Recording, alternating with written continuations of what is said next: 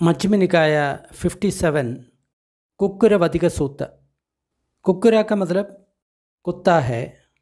पहले ज़माने में सन्यासी लोग बहुत तरह का तपश्चर्या करते थे।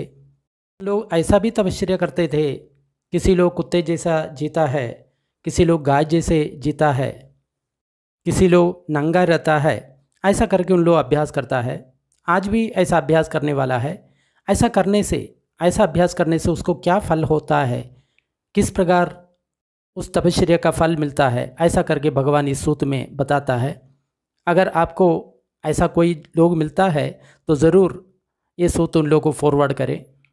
इस सूत्र में 4 प्रकार की कर्म के बारे में भगवान बताता है। मैंने इस प्रकार सुना, एक समय भगवान कोलियन की जो जगह है वहाँ पे विहार कर रहे थे। वहाँ पे एक नगरदा हलिद्दवसना, वहाँ पे भगवान विहार कर रहे थे। उस समय वहाँ पे एक कोलियन था, उसका नाम है पुण्ना। उसने गाय की तरफ जीने का व्रत लिया है। नग्न सन्यासी थे, उसका नाम है सेनीय। वो कुत्ते की तरफ जीने का जो व्रत लिया है, वो दोनों भगवान बुद्ध का दर्शन के लिए चला गए। पुण्ना भगवान को वंदन किया और एक जगह में बैठ गया। सेनीय भगवान को अभिवादन किया और कुशल प्रश्न के बाद एक कुत्ते की जैसे एक जगह में बैठ गया। तब पुन्ना ने भगवान को ये कहा, बंदे, ये नग्न सन्यासी सेनिया है, वो एक कुत्ते की तरफ जीने का व्रत लिया है और ये बहुत कठिन तपश्चर्या कर रहा है। जब धरती में जो भोजन देता है वही वो खाता है। बहुत समय से वो एक कुत्ते की तरफ जीने का जो अभ्यास अपना करके उसका अभ्यास कर रहा है। अगले जन्म में वो कहाँ पे जन्मेगा? तब भगवान ने बोला, अलम पुण्य तिष्ठतेदम मामम यदम पुच्छेदी। पुण्य, बस करो और रहने दो, उसके बारे में मुझे मत पूछो। दूसरा बार भी पुण्य है वही प्रश्न पूछा है और तीसरा बार भी पुण्य वही प्रश्न भगवान से पूछता है। बंदे, ये नग्न सेनीय एक कुत्ते की तरफ बहुत समय से जी रहा है, बहुत कठिन तपश्चर्या कर रहा है। वो भूमि पर रखा हुआ भोजन वो खाता है। बहुत समय से वो कुत्ते की जैसा जीने का जो व्रत है वो लिया है और उसी के अनुसार जी रहा है। उसका अगले जन्म में वो कहाँ पे जन्मेगा? पुण्य, ये बहुत व्यक्त है। मैं जो बोलता है आपको उस बात समझ में नहीं पा रहा है। बस पुण्य, वो रहने दो, मुझे उस प्रश्न के बारे में मत पूछो। और जैसा भी है मैं अभी आपको उत्तर दे रहा हूँ।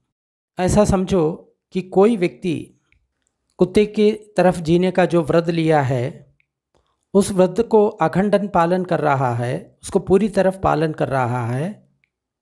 उसने कुत्ते का जो शील है उसका भावना कर रहा है। कुक्कुरशीलम भावेदी परिपुण्यम अभोकिन्नम कुक्कुरचित्तम भावेदी। एक कुत्ते का मेंटालिटी है, वो उसको भावना करता है, उसी प्रकार भावना करता है। कुक्कुरा कप्पम भावेदी, एक कुत्ता जिस प्रकार व्यवहार करता है उसी प्रकार वो व्यक्ति पूर्णतया बिना कोई रुकावट का अभ्यास करता है। उन लोग का शरीर जब ख़त्म होता है, उन लोग शरीर से क्षुद्धि हो जाता है, उन लोग कुत्तों के बीच में जन्म लेता है। लेकिन उन लोग के मन में ऐसा दृष्टि है या ऐसा दर्शन है, इस शील से, इस व्रत से, इस तपस से, इस ब्रह्मचर्य से मैं एक देवता बन जाऊं, ये उन लोग का मिथ्या दृष्टि है। जो भी व्यक्ति को मिथ्या दृष्टि होता है वो इस दोनों में एक जगह में वो जन्म लेता है, निरे में या नरक में या पशु पक्षियों के लोग में, तिरच्छान योनि। इसलिए जिसने ये कुत्ते जैसा रहने का व्रत ले लिया, अगर वो पूर्ण कर लिया, इसके कारण उसको कुत्ते के बीच में जन्म मिलेगा। लेकिन उस व्रत को पूर्ण नहीं कर पाया तो वो नरक में आके जन्मेगा। जब भगवान ने ऐसा कहा, जो नग्न सन्यासी सेनीय है जो कुत्ते की तरफ जीने का जो व्रत लिया है वो फूट फूट कर रोने लगा, उसका मुख अश्रुपूर्ण हो गया। तब भगवान ने पुण्य को बताया। इसलिए पुण्य मैंने आपको बताने के लिए कोशिश किया, लेकिन आप समझ नहीं पाया। बस पुण्य वो रहने दो, मुझे इसके बारे में मत पूछो। यहाँ पे एक बात समझना चाहिए, ये जो मिथ्या दृष्टि था कि कुत्ते जैसे हम लोग जिएंगे, उस तरह का व्रत लेंगे, कठिन तपश्चर्या करेंगे तो हम मुक्त हो जाएंगे, नहीं तो कोई देवलोक में जन्मेंगे, ऐसा जो मिथ्या दृष्टि है उसको मिथ्या दर्शन या मिथ्या दृष्टि ऐसा कहता है। और सम्मा दृष्टि क्या है, सही दर्शन क्या है? सही दर्शन ये 4 आर्य सत्य है। ये दुख है, ये दुख का कारण तृष्णा है, और ये दुख का निरोधन है, और ये दुख का निरोधन का जो 8 अंग वाला रास्ता है। जो भी व्यक्ति इस दर्शन पे विश्वास कर रहा है तो उसका दृष्टि सम्मा दृष्टि है, सही दृष्टि है। लेकिन इसके अलावा जो कुछ दृष्टि है, मेरे अंदर एक आत्मा है, अलग अलग आत्मा है, आत्मा एक है, मैं अलग हूँ, आत्मा और मैं दोनों एक ही है, इसके अलावा जितना जो दर्शन है, जितना जो फिलोसफी है, वो सब मिथ्या दृष्टि है, ऐसा करके भगवान बोलता है। इसका मतलब मिथ्या दर्शन। उन लोग कितना भी तपश्चर्या कर लो तो उन लोगों को 2 ही गति है, एक तो निरीह लोग या नरक लोग, और दूसरा पशु पक्षियों का लोग। इस बात को बहुत गंभीरता से हमको समझना चाहिए, इसके बारे में चिंतन करके हमको समझना चाहिए, अभ्यास करके हमको समझना चाहिए। तब सेनिया ने इस तरह बोला, बंदे आप ऐसा कहा गया है, इसके कारण मैं नहीं रो रहा हूँ, क्योंकि बहुत समय से मैंने इस कुत्ते के जैसा जीने का जो व्रत और तपश्चर्या का अपना करके मैं अभ्यास कर रहा था। लेकिन ये जो पुण्य है बंदे, ये गोवितक को है, या गाय की तरफ जीने का जो व्रत अपना करके उसी तरफ जीने का कोशिश करता है। बहुत समय से ये गाय की तरफ जी रहा है, उस गाय की तरफ जीने का जो व्रत अपना करके उसी को अमल करके वो तपश्चर्या कर रहा है। ये व्यक्ति इसका अगला जीवन में कहाँ जाके जन्मेगा, इसका अगला जन्म कैसे होगा? तब भगवान ने बोला, बस सेनिया वो रहने दो, मुझे ये प्रश्न मत पूछो। लेकिन जब दूसरी बार और तीसरी बार सेनिया ने भगवान को ऐसा पूछा, भगवान ये पुण्य गोवितक को है या गाय की तरफ अभ्यास करने वाला है, वो बहुत समय गाय की तरफ व्यवहार करने का जो अभ्यास है, व्रत है, वो लेके रखा है, उसका अगला जन्म कहाँ पर होगा? सेनिया ये बात बिल्कुल क्लियर है कि मैं जब बोल रहा है आपको समझ में नहीं आ रहा है। मैं ये बोल रहा था, बस सेनिया रहने दो, मुझे इसके बारे में मत पूछो, फिर भी मैं आपको उत्तर दूंगा। अगर कोई व्यक्ति गाय की तरफ जीने का जो व्रत लिया है, उसको बिना रुकावट से हमेशा वो अभ्यास करता है, वो गाय का शील का भावना कर रहा है, गाय का चित्त का अभ्यास कर रहा है, और गाय का व्यवहार का अभ्यास कर रहा है। जब उन लोगों का शरीर छूटेगा या मृत्यु के बाद वो गायों के बीच में ही जन्म लेगा।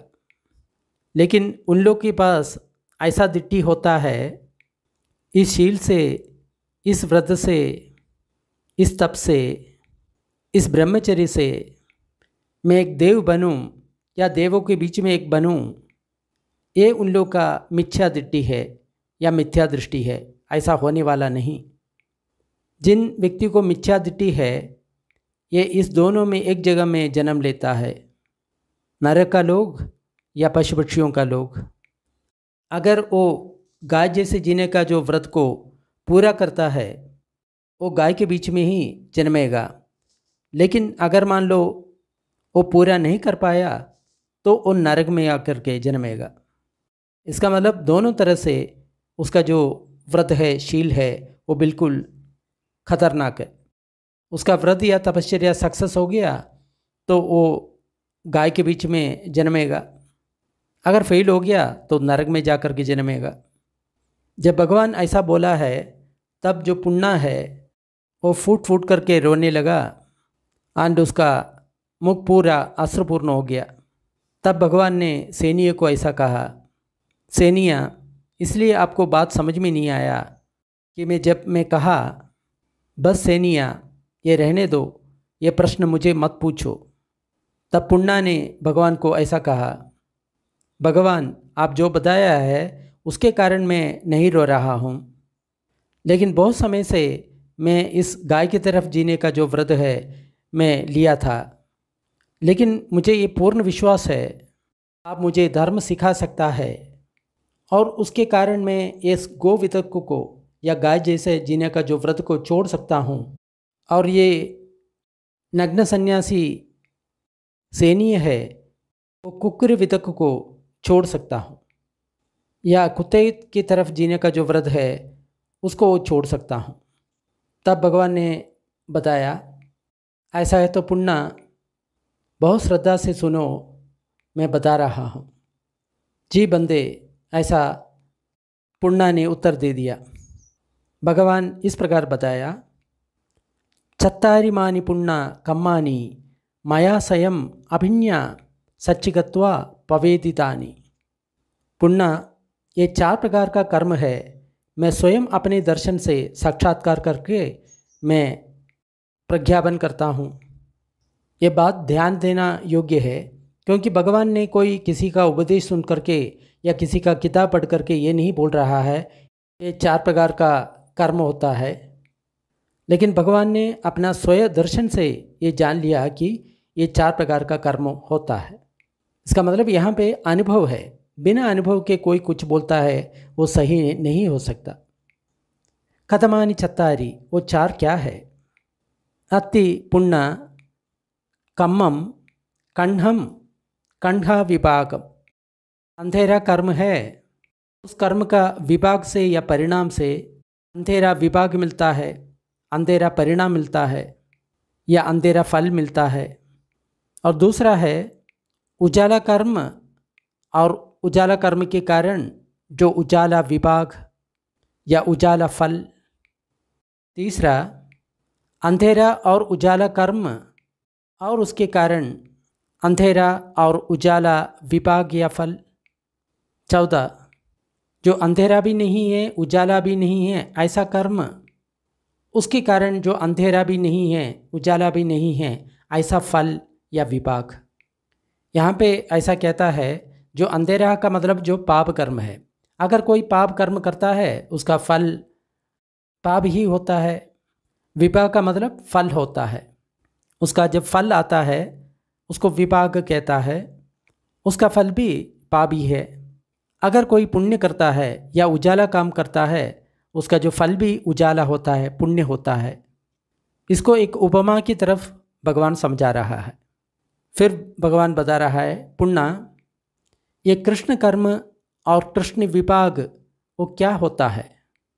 कृष्ण का मतलब जो अंधेरा है, डार्क है, ऐसा जो कर्म है, और अंधेरा या डार्क उसका जो विभाग है उसको कृष्ण ऐसा भी कहता है।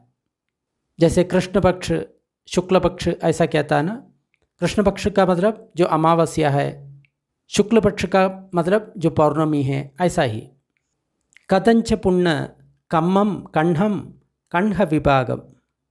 पुण्य जो कृष्ण कर्म क्या है उसका कृष्ण विभाग क्या है, अंधेरा कर्म क्या होता है और उसका अंधेरा फल क्या होता है।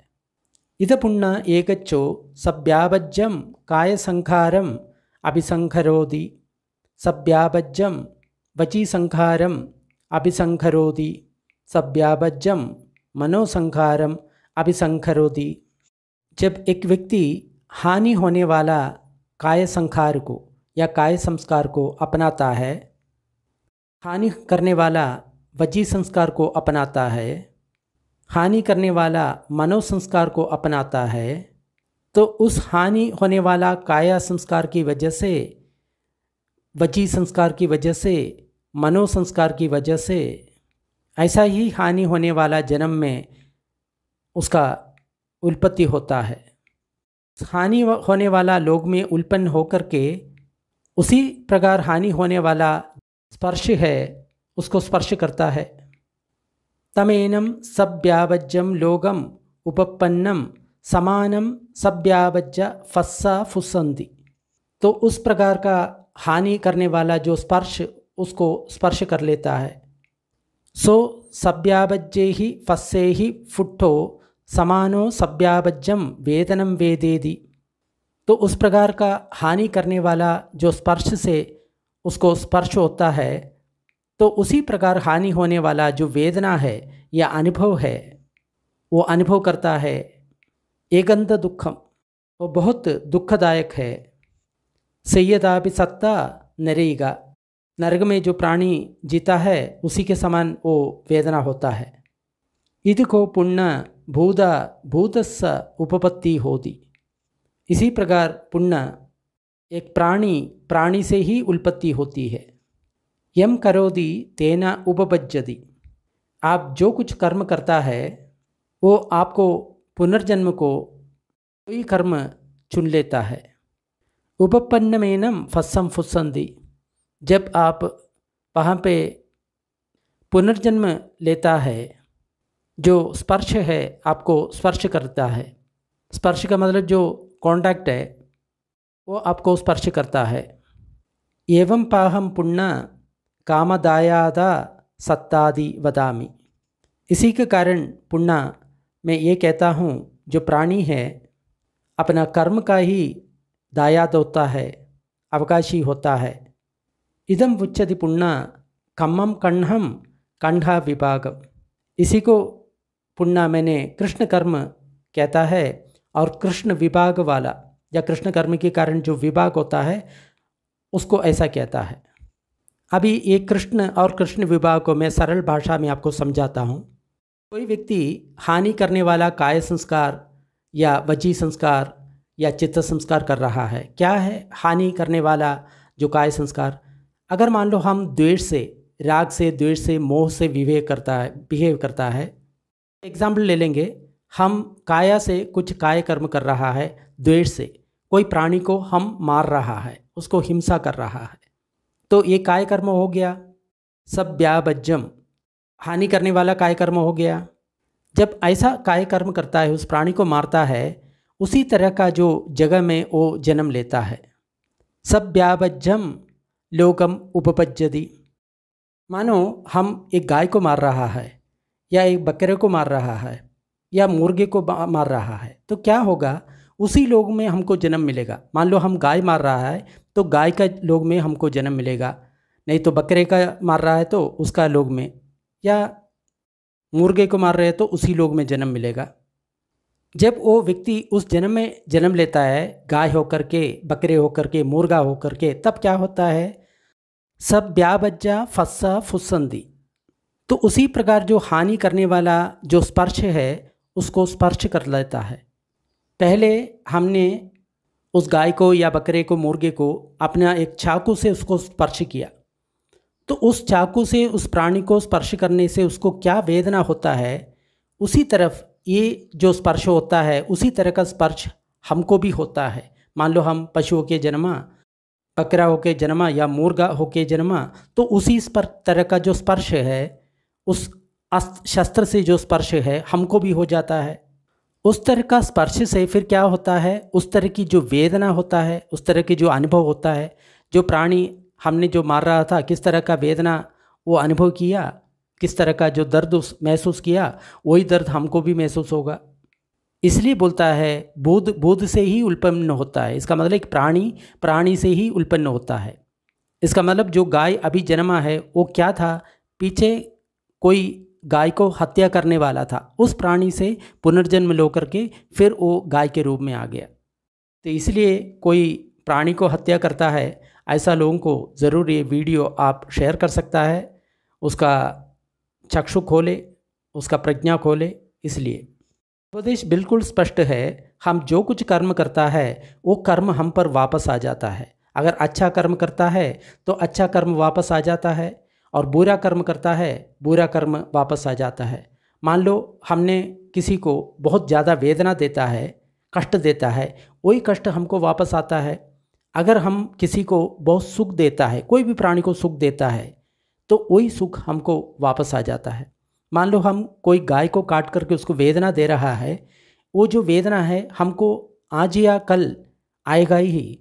अगर कोई भूखा पशु को दे करके हम उसको भोजन दे करके उसको सुख पहुंचा रहा है, वही सुख हमको अब भविष्य के जीवन में आ ही जाता है। ये उसका जो संक्षेप है। अभी पुण्य कथंच पुण्य खम्मम सुक्कम सुख विपाकम।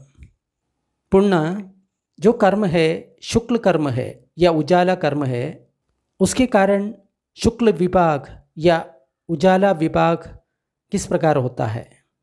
इद पुण्य एकच्चो अभ्याबज्जम काय संखारम अभिसंखारोदि अभ्याबज्जम वची संखारम अभिसंखरोदि अभ्याबज्जम मना संखारम अभिसंखरोदि। पुण्य एक व्यक्ति सुख देने वाला जो काय संस्कार है, ऐसा शरीर से जो संस्कार है, कर्म है, ऐसा करता है, अच्छा कर्म करता है। अभ्याबज्जम वची संखारम अभिसंखारोदि, सुखकारक वाणी का संस्कार वो कमाता है और सुखदायक चित्त संस्कार को अपनाता है या कमाता है। इसका मतलब शरीर और वाणी और चित्त से पुण्य का काम उस व्यक्ति करता है, अच्छा काम करता है। सो अभ्याबज्जम काय संखारम अभिसंखरित्वा अभ्याबज्जम वची संखारम अभिसंखरित्वा अभ्याबज्जम मनोसंखारम अभिसंखरित्वा अभ्याबज्जम लोगम उपपज्जति। वो व्यक्ति सुखदायक काय संस्कार को कमाते हुए, सुखदायक वाणी का संस्कार को कमाते हुए, सुखदायक चित्त का संस्कार को अपनाते हुए, कमाते हुए, अभ्याबज्जम लोगम सुखदायक लोग में वो उत्पन्न होता है। माने उसको ऐसा लोग में वो जन्मता है। इसका मतलब वो प्राणी देवलोक में या स्वर्गलोक में कहीं जाके जन्म लेता है। क्यों ऐसा? क्यों? उसने किसी प्राणी को दर्द नहीं किया, उसको वध नहीं किया, उसको कष्ट नहीं दिया, सुख ही दे दिया। तो जब हम किसी प्राणी को सुख देता है तो हमारा जन्म भी ऐसा सुखदायक जगह में हो जाता है। तमेनम अभ्याबज्जम लोगम उपपन्नम समानम अभ्याबज्जा फस्सा फुस्संदी। फिर उस अच्छा लोग में जन्म होकर के हमने जो कुछ सुख संस्कार हमने बनाया था, उसी तरह का स्पर्श हमको स्पर्श कर लेता है। जो पांचों इंद्रियों से जो कुछ हम स्पर्श करता है, हम किसी प्राणी को पांचों इंद्रियों से किस तरह से स्पर्श कराया, उसी स्पर्श हमको हो जाता है। ये बहुत गहराई से सोचने वाला बात है। मान लो हमने एक भूखा पशु को कोई चारा लेके जा रहा है, ये जो स्पर्श है उस पशु के आंख में हो गया, वो देख लिया हम बहुत उसके लिए बहुत स्वादिष्ट भोजन लेके आ रहा है, तो उसके मन में क्या होगा? एक सुख का स्पर्श होगा, बहुत सुखदायक स्पर्श है उसके मन में होगा। तो उस कर्म के कारण हम जब भी हम उस कर्म करके हम मान लो देवलोक में पहुंच गया, तो जब जहाँ पे भी हम देखता है वो सुख स्पर्श ही अपनी आंख में होगा। उसी प्रकार बाकी जो इंद्रिय में ऐसा आपको समझ में आना चाहिए। सो अभ्याबज्जम फसे ही फुट्ठो समानो अभ्याबज्जम वेदनम वेदेदि एकंत सुखम सय्यताभि देवा सुबखिन्हा। जब उसी तरह का जो सुखदायक स्पर्श होता है, उसी तरह सुखदायक अनुभव भी होता है, वेदना भी होता है। यहाँ पे वेदना का मतलब सिर्फ दुख वेदना नहीं है, सुख वेदना के बारे में बोल रहा है। एकंत सुखम, और बहुत बढ़िया सुख होता है। वो सुख किस तरह का है? सय्यताभि देवा शुभखिन्ना। जो शुभखिन्न देवता है वो जो कुछ एक्सपीरियंस करता है उसी का जो समान जो एक्सपीरियंस उसको हो जाता है। इदिको पुण्य भूदा भूदस्स उपपत्ति होती। इस प्रकार है पुण्य एक भूत से ही उत्पन्न होता है। इसका मतलब अभी जो कुछ प्राणी हम देखते हैं, इसके पहले वो किसी और प्राणी से उत्पन्न हुआ है। मान लो अभी एक पशु जन्मा है, हो सकता है पीछे एक व्यक्ति ने एक पशु को मारा, उसके फल से वो पशुलोक में आके जन्मा। इसके लिए यहाँ पे ये कहता है हर प्राणी से उत्पन्न होता है। यम करोति तेना उपपज्जति। आप जो करता है उसी के कारण आप उत्पन्न होता है, उसी के कारण आपको उस तरह का पुनर्जन्म मिलता है। जब आपका पुनर्जन्म होता है तब फस्सा फुस्संदी, तो स्पर्श आपको स्पर्श कर लेता है। पांचों इंद्रिय में जो कुछ स्पर्श था वो फिर बार बार आपको स्पर्श कर लेता है। एवं पाहम पुण्य कम्मदायादा सत्तादि वदामि। इसी कारण पुण्य में जो भी सत्ता है वो उसी का कर्म का ही दायक है या अवकाशी है या हेर है, ऐसा करके कहता है। इदम वच्छति पुण्य कम्मम सुक्कम सुख विभागम। पुण्य इस तरह का कर्म हो, हम शुक्ल है और शुक्ल विभाग है, इसका मतलब शुक्ल फल मिलता है, ऐसा करके कहता है। इसका मतलब उजाला कर्म है, उसका फल भी उजाला वाला है। कथम च पुण्य कम्मम खंडा सुखम खंडा सुख विभाग। पुण्य कौन सा जो कर्म है वो कृष्ण भी है शुक्ल भी है, और उसके कारण उसका जो विभाग है, परिणाम है, वो भी कृष्ण या शुक्ल दोनों मिलकर के हो जाता है। इद पुण्य एकच्चो सव्यापज्यम भी अव्यापज्यम भी काय संखारम अभिसंकरोति, सव्यापज्यम भी अव्यापज्यम भी वची संखारम अभिसंकरोति, सव्यापंचम भी अव्यापंचम भी मनोसंखारम अभिसंकरोति। वो तब होता है एक व्यक्ति सुख देने वाला और दुख देने वाला दोनों काय संस्कार को कमाता है, और सुख देने वाला दुख देने वाला दोनों वची संस्कार को अपनाता है, और सुख देने वाला दुख देने वाला दोनों मनोसंस्कार को अपनाता है।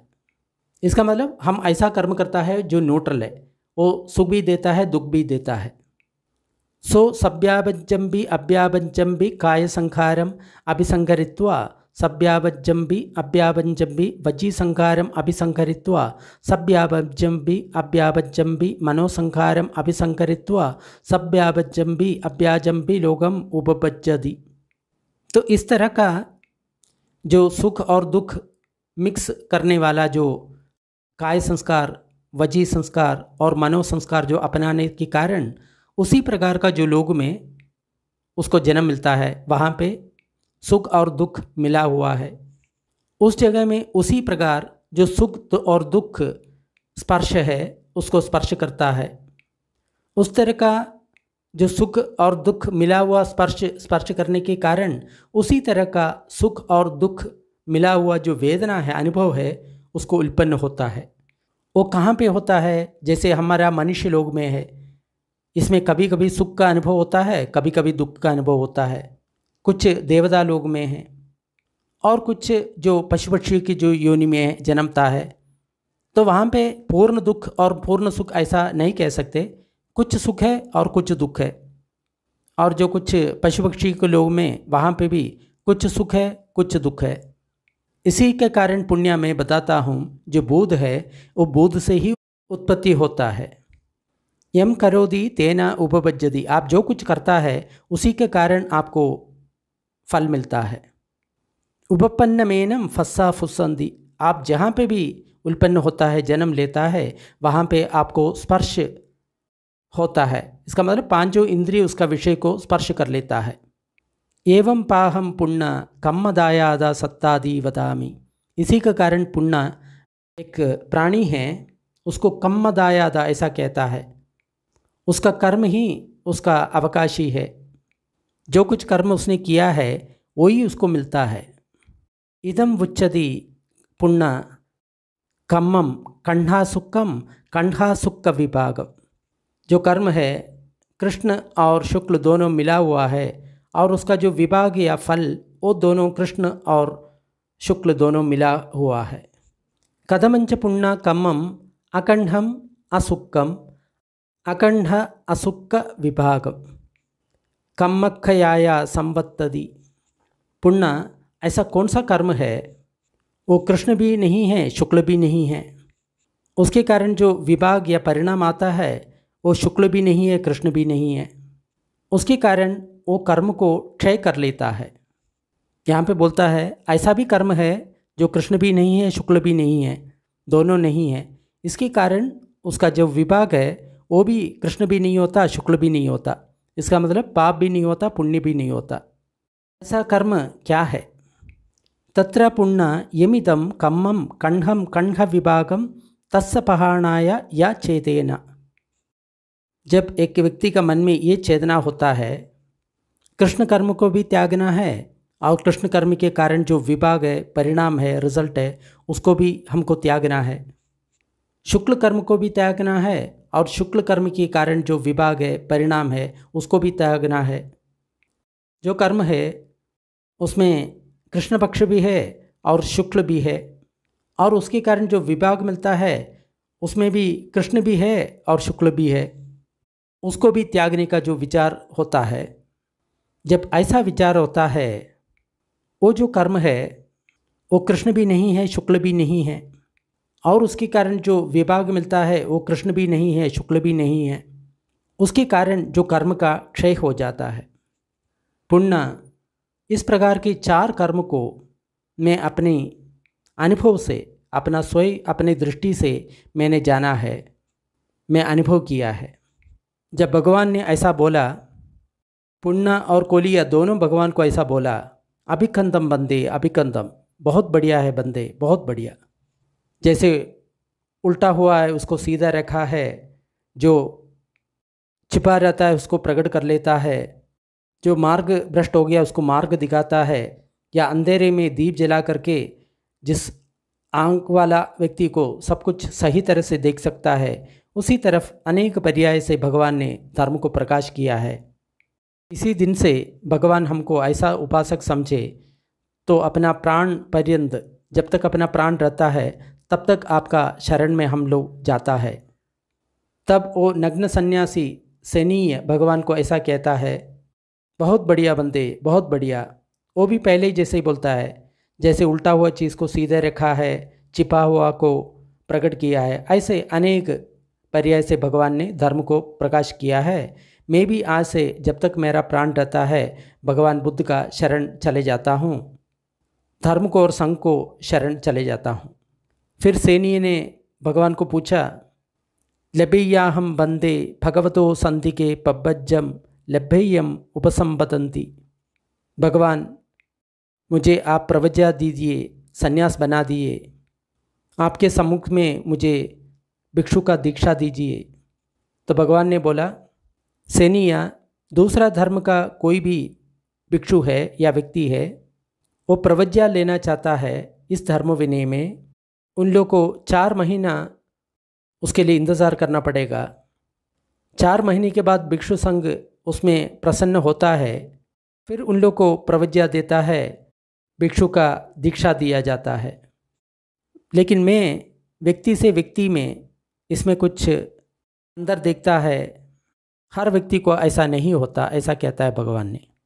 फिर सैनीय ने ऐसा कहता है, इस तरह में अगर मुझे 4 महीने का जो इंतज़ार करना पड़ेगा तो मैं 4 साल का इंतज़ार कर सकता हूँ। 4 साल के बाद भिक्षु संघ मुझ में तृप्त है तो वो मुझे उपसंपदा दे सकता है, मुझे भिक्षु का दीक्षा दे सकता है। उसके बाद वो नग्न सन्यासी सैनीय भगवान से प्रवज्ञा लिया था, भिक्षु का दीक्षा दिया था। भिक्षु का दीक्षा मिलने के बाद ज़्यादा समय नहीं बीता, तब उस आयुष्मान सैनीय अकेला रह करके अपना श्रद्धा अंदर करके बहुत तपश्चर्या से, जागृता से, दृढ़ निश्चय से, श्रद्धापूर्वक काम करते उस ब्रह्मचर्य का अंतिम अवस्था को देख लिया, समझ लिया। जिस लक्ष्य के लिए एक कुलपुत्र गृहस्थ छोड़ करके गृह त्यागी सन्यासी बन जाता है, उस लक्ष्य को उसने प्राप्त कर लिया। अपना खुद दर्शन से उसने स्वयं साक्षात्कार कर लिया। तब उसने ऐसा समझा, मेरा जो पुनर्जन्म है वो ख़त्म हो गया, ब्रह्मचर्य पूर्ति हो गया, जो कुछ करना है कर लिया, अब मेरा पुनर्जन्म नहीं हो सकता, ऐसा ज्ञान उसमें आ गया। इसका मतलब वो अरहंत हो गया। उस प्रकार वो आयुष्मान सैनीय अरहंत हो गया। कुक्कुरवधिक सूतम नित्थितम, ये बहुत इम्पोर्टेंट सूत्र है। हम कोई भी प्राणी को उसका इंद्रिय में किस तरह का स्पर्श देता है, चाकू से वार करके उसको दर्द देता है तो उसके कारण हम उसी लोक में जाकर के जन्मेगा और हमारा शरीर में भी उसी तरफ चाकू से स्पर्श होगा, हमको उसी तरह का जो अनुभव होगा, जो हम उस प्राणी को देता है उसी तरह का जो अनुभव हमको भी होगा। ये बहुत इम्पोर्टेंट सूत्र है। तो जो लोग जो प्राणियों को हत्या करता है उन लोगों को ये सूत्र आप भेज सकते हैं। अगर सूत्र अच्छा लगा तो लाइक करें और शेयर करें। ऐसा सूत्र डिस्क्रिप्शन बॉक्स में और उपलब्ध है। थोड़ी देर पुण्य वितरण का अभ्यास करेंगे। सारे दुखियारा प्राणी दुख विमुक्त हो, सारे भयभीत प्राणी भय विमुक्त हो, सब प्राणियों को मुक्ति मिले। हमारा इस पुण्य कर्म में सब भागीदार हो, इससे सब प्राणियों को सुख शांति मिले। धरती जल और गगन के सारे प्राणी, अधोलोक, मनुष्यलोक, 6 देवलोक, 16 रूप ब्रह्मलोक, 4 अरूप ब्रह्मलोक के सारे प्राणी इस पुण्य में भागीदार हो। सभी देवता और ब्रह्मा बुद्ध शासन का रक्षा करे। साधु साधु साधु।